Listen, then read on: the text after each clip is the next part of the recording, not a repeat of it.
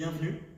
Ça fait 7 mois depuis la dernière vidéo, 7 mois d'absence, 7 mois de projet avancé à un rythme limite. Je vais vous expliquer qu'est-ce qui s'est passé pendant ces 7 mois et qu'est-ce qui va se passer maintenant. Comme vous pouvez le voir depuis la dernière vidéo, la voiture a un petit peu avancé malgré tout. Une fois que j'ai publié la vidéo, j'ai pas pu et pas voulu avancer sur le 36 pour la simple et bonne raison qu'il y avait les Crazy Racer Show, pour ceux qui connaissent. Je voulais à tout prix faire cet événement là avec la voiture, donc j'ai un petit peu décalé la dépose moteur, etc. J'ai fait l'événement, je vous posterai des photos, des vidéos.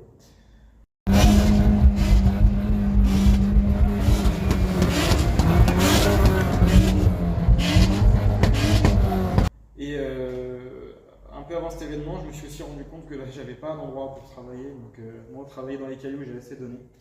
Et pour ce genre de chantier, il fallait un endroit. Ça fait un moment que ça tournait un petit peu dans ma tête.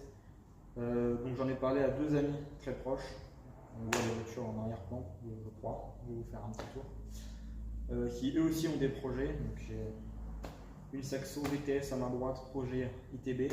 Et derrière, j'ai un 525 TDS E34 break de la mort, projet un peu débile comme on aime.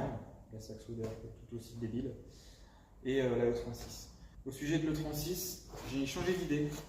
J'étais têtu, persuadé de vouloir mettre un compresseur. Compresseur, ça a beau être original, ça a beau changer, on voit beaucoup de 36 turbo. J'ai vraiment fait le pour et le contre, et en fait le gain, puissance, prix, c'est vraiment pas foufou dans le sens où pour sortir 300 chevaux, il faudra que je mette une somme considérable et je pourrais pas aller vraiment au-dessus, j'aurais peut-être même du mal à aller à 300 chevaux. Donc j'ai décidé de passer en turbo, mais toujours en restant dans l'objectif de faire du grip avec. Donc voilà, pendant ces 7 mois, je suis pas resté à rien faire. Hein. Donc j'ai pas mal avancé sur tout ce qui était face avant. En fait, à savoir que le soir des Crazy Racer Show, je suis rentré aux alentours de 18 h, je suis arrivé au garage. J'ai passé, je sais plus, je suis resté jusqu'à 4 h du matin au garage hein, pour faire 80% de tout ça, à savoir déposer la face avant, etc. C'est pas rangé, enfin pour vous c'est pas rangé, pour moi c'est rangé. Je sais ce qu'il y a dans mon bordel, c'est un bordel organisé.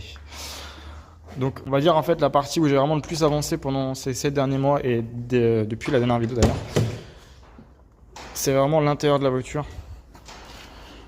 Donc j'ai enfin mis mes baquets Sparco, que j'ai un petit peu eu du mal à trouver, et j'ai vidé l'arrière de la voiture.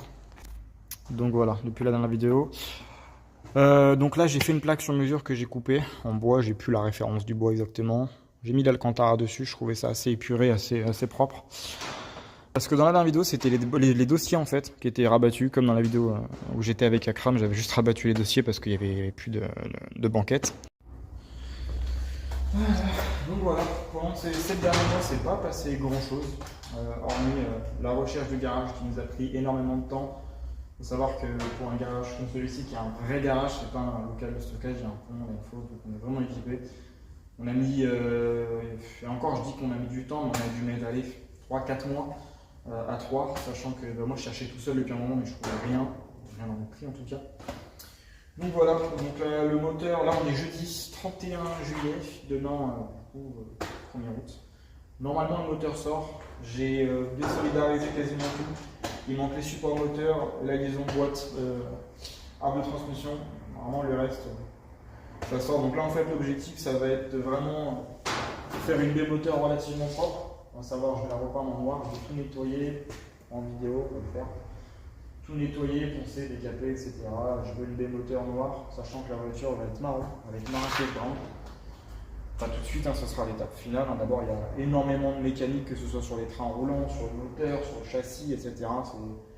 Il y en a pour encore une bonne année, mais j'ai de quoi faire des vidéos pour un moment. Et grosso merdo, voilà, c'est un peu tout pour le 36. Et maintenant, on passe à la suite de la vidéo. De nouveaux délits. Donc voilà, petite 528i du coup, pack luxe, couleur Alpine Weiss, assez rare. Il faut savoir que l'absence sur la chaîne pendant les 7 derniers mois, c'était aussi dû au fait que j'avais pas de daily.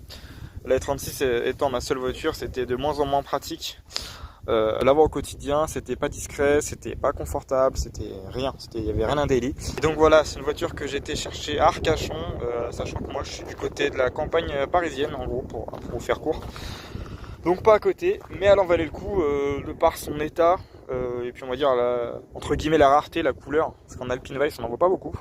Pour les plus attentifs d'entre vous, c'est les jantes de la E36, donc les AC Schnitzer type 2, qui vont pas rester dessus, hein. Ils retourneront en temps et en heure sur le 36. Elle aura droit à ces 4 jantes Alpina, je pense. Donc les deux défauts de cette voiture, donc étant donné que je suis carrossier de métier, moi ça me gêne pas, c'est le POC là et ça. C'est les seuls défauts. La voiture a été repeinte il y a pas très longtemps, en soi, 4-5 ans je crois. Quelques frais ont été effectués dessus, donc bon, un bon daily.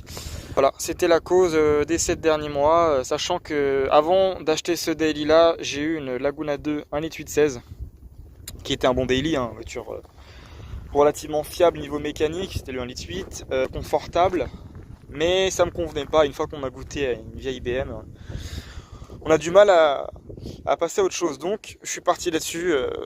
Il me fallait quelque chose. Mes critères c'était 4 portes, du coffre. Le moteur, je m'en fiche. Je fais pas beaucoup de route pour aller au boulot, donc je me suis permis de prendre le 528 qui n'est pas le plus celui qui consomme le moins. Mais voilà. Donc il y aura certainement des vidéos dessus. Hein. Il y a 2-3 bricoles à refaire dessus.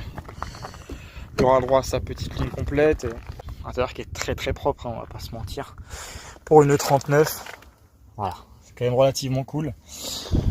Vraiment le plus gros défaut c'est le siège conducteur et le volant. Donc voilà. C'est vraiment les pièces les plus abîmées et les tapis horribles que l'ancien propriétaire nous a mis. Donc voilà. Donc on va passer au cœur de la bête, hein, ce qui est le plus intéressant je pense. Donc 2,8 litres 6 cylindres, c'est le M52 B28 bloc alu qui fait 193 chevaux et de mémoire 280 Nm de couple. Qui est relativement sain, donc le jeu culasse a été fait, mais il y a quand même 2-3 trucs à revoir que je ferai en vidéo. Dites-le moi si ça vous intéresse. J'essaye de nouveaux angles de vue, de nouvelles prises, le son, je n'avais pas encore de micro, donc n'hésitez pas à me faire part de vos avis dans vos commentaires afin de savoir quel angle, qu'est-ce qui est le mieux, le plus agréable à regarder. Vidéo assez courte, au vu de la météo, moi je vais me barrer. Il n'y a pas grand chose d'autre à dire. Ça marche bien, c'est fiable. Je pense que vous la reverrez dans d'autres vidéos. En tout cas, si ça vous intéresse. Moi je vous dis à très vite. Prochaine vidéo.